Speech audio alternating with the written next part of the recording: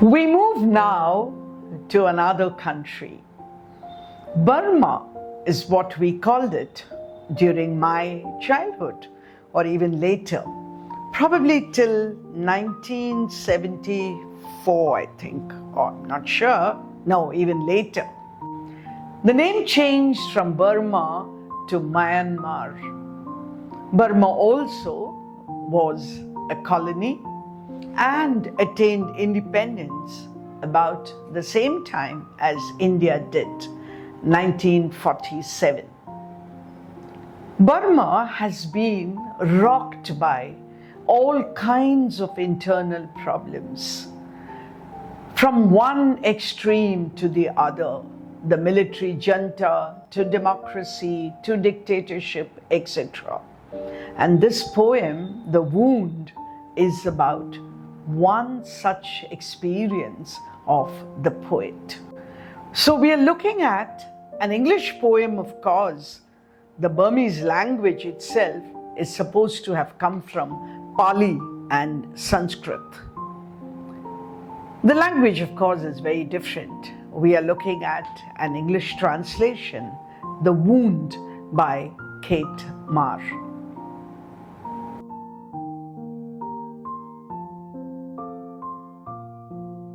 The poet here is Kher Mar, born in 1969, a journalist, poet, novelist, essayist, short story writer, etc.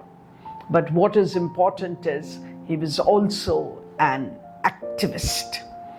His first novel was Wild Snowy Night. He had 3 collections of short stories, collections of poems, volumes of essays, and his works have been translated into Japanese, Spanish, and English. From the point of view of this poem, it's very important for us to remember that at the age of 22, he was sentenced to 10 years in prison. In 2009, he moved to USA and lived as part of the City of Asylum. He was banned from working at home, and so now he became a refugee and worked as a columnist for magazines and journals in USA. Some of us might remember Aung San Suu Kyi. So we are looking at such people who had constantly been in conflict with those in power.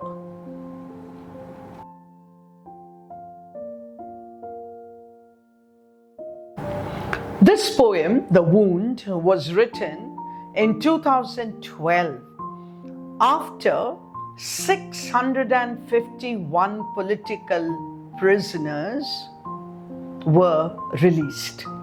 They had been arrested for their participation in a demonstration in 2007. Kher Mar was not a part of either these demonstrations or of the people who were released, because remember, I told you that he had moved to USA. So the poem is called The Wound. What a surprise! The most cheerful tiding hit me in the most cheerless hour of life. What is the cheerful news that you have? That 651 political prisoners have been released. But why does he call it the cheerless hour? He goes on in the next stanza. I should have been there on the shoulder of the road. I should have been waving them my welcome. They haven't heeded the void of my existence. They have returned. I was not there. I was far away. Remember, Myanmar is in Asia and he was in USA. So he's saying, I should have been there. But it looks like nobody really missed me. The void that was created by my existence was probably not even noticed.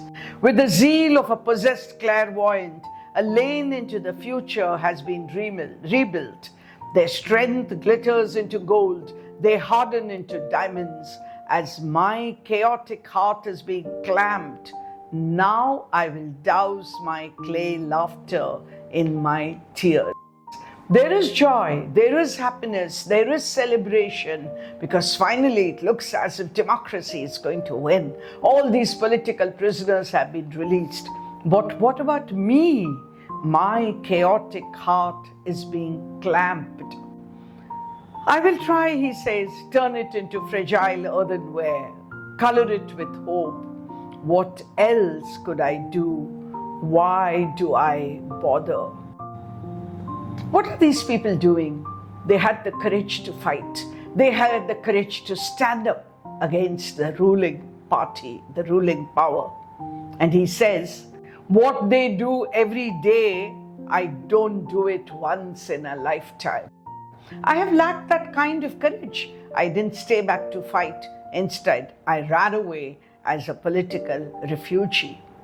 I don't do it once in a lifetime, he says. I call it the gap between us. So, they are the saints who have walked through multi-layered walls. I am the sinner, imprisoned in the outer space, burning in my own ignoramus fire. The contrast is very obvious. They had all the strength, they had all the courage, and I was just a coward. Here is my tour de force, the anxious wait I've been waiting after I dial that number, the sum of the math figures I despise. It's very difficult for us to understand the pain, the agony that he feels in not having been there when his country needed him. When his compatriots needed him, he was not there. From the other side of the universe, like lint that floats in the air, a charm flows into the tiny steel wire. The knife that has cut a chunk out of my chest commands. And what does my chest say? What does my heart say? What I should have done, what I should be doing. And what does it say? Come back home. But do I? Blood oozes out of my wound. I sponge it up. I don't want to be left bleeding to die. Whatever form I may take, I need to keep my blood flowing so I can keep making attempts. Half-hearted attempts maybe, but I still want to keep trying to come back home. Everyone heads for the last line. Before I get there, I wish I could dash into the home one more time, to fill their lane with my little pebbles, to plant cobra saffrons in my earthenware. Anything to come back home, anything to be a part of this struggle. But did I? Will I? Can I? He leaves it to the reader to understand, to realize, maybe to sympathize or to empathize with him in these moments of sorrow.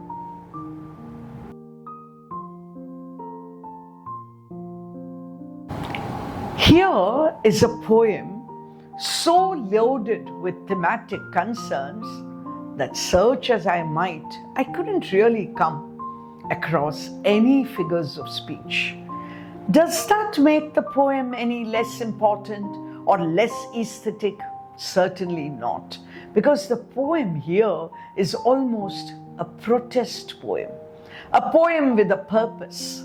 And then when you write such poems, it's probably tackling the issues at hand and not bothering, not caring, not looking at any kind of aesthetic embellishment. And that is why I say here is a poem so loaded with the thematic concerns that you don't have any figures of speech. The stanza too is very irregular.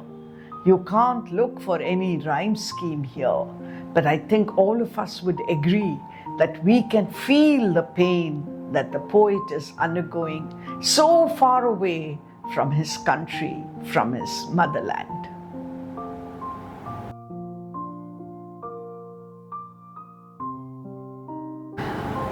There are many lovers of poetry who believe that poetry has to be about the beautiful objects of life, of nature, maybe of love, of those feelings and emotions that are so much a part of human life. But at the same time, we have to remember that sadness, sorrow, tragedy is another very important part of all literature. So I bring to you occasionally poems which speak about this, which speak about death, which speak about separation, which speak about what people have sacrificed in order to achieve their goals. I think here's one such poem. Wouldn't it be interesting to look around us and see such poems from all across the world?